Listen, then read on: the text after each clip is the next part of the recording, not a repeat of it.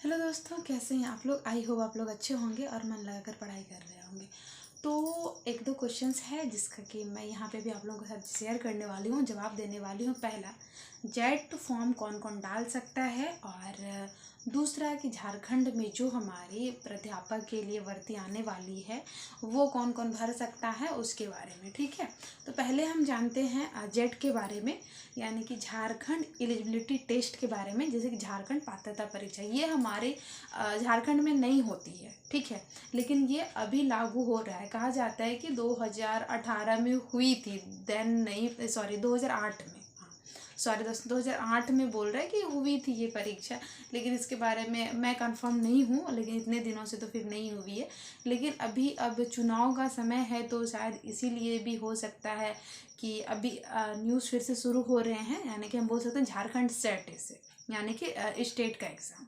ठीक है, ये जेपीएससी द्वारा कंडक्ट करवाया जाएगा और इसके फॉर्म जो है आपको मार्च के फर्स्ट या सेकेंड वीक में देखने को मिल जाएंगे। ठीक है, ये चीज़ें हो गई। कौन कौन फॉर्म भर सकता है, पीजी पास ओनली इसको फॉर्म भर सकता है। ठीक है, अब एक कन्फ्यूज़न ये निकल के आ रही है कि जिसका पहले से नेट है, जैसे कि हम लोगों का नेट है, ठीक है, तो अब हम लोग उसको डाल सकते हैं कि नहीं डाल सकते हैं, इसको लेकर थोड़ा सा कन्फ्यूज़न है जो अभी तक क्लियर नहीं हुआ है।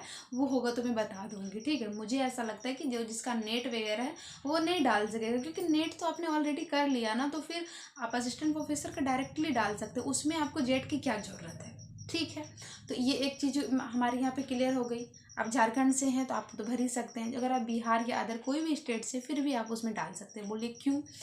आप जनरल में आके उन्हें फाइट कीजिएगा, आपको कोई भी मान्यता नहीं मिली, जैसे कि आप ओबीसी होंगे या फिर एसटी एससी अदर जगह से, तो आपको यहाँ पे जनरल के साथ ही मतलब फाइट करना होगा, तो यहाँ पे आपका हो जाएगा। ठीक है, तो ये हो गई हमारे जेट को लेकर। अब 50% अंक आपके होनी चाहिए मास्टर्स में, तो आप इस एग्ज़ाम को क्वालिफाई करके आप इस योग्य बन सकते हैं कि आपको एक सर्टिफिकेट मिल सकता है क्वालिफाइड फॉर असिस्टेंट प्रोफेसर। ठीक है, तो ये चीज़ें हो गई। अब फिर आप असिस्टेंट प्रोफेसर के लिए अप्लाई कर सकते हैं। अब बात कर लेते हैं झारखंड में जो प्राध्यापकों की जो अभी भर्ती आने वाली है, यानी कि अभी मुझे लगता है कि जेट के बाद ही होगा, ताकि जेट में जो कुछ स्टूडेंट सेलेक्ट होंगे तो उसको भी प्रोफेसर बनने का मौका मिलेगा झारखंड में, ये भी है। तो इसको डालने के लिए आपके पास नेट या पीएचडी होना चाहिए, या फिर आप अगर जेट क्वालिफाई कर लेते तो वो होना चाहिए। अगर आप अदर स्टेट से भी हैं तो आप वो भी जनरल से आप उसमें भी डाल सकते हैं।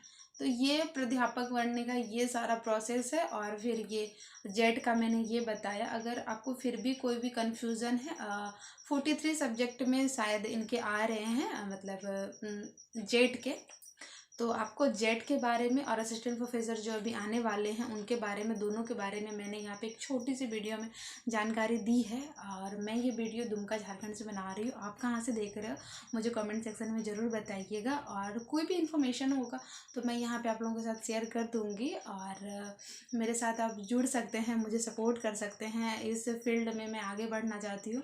और कोई भी बात हो तो कमेंट में बताइएगा। वीडियो के साथ बने रहने के लिए बहुत बहुत धन्यवाद।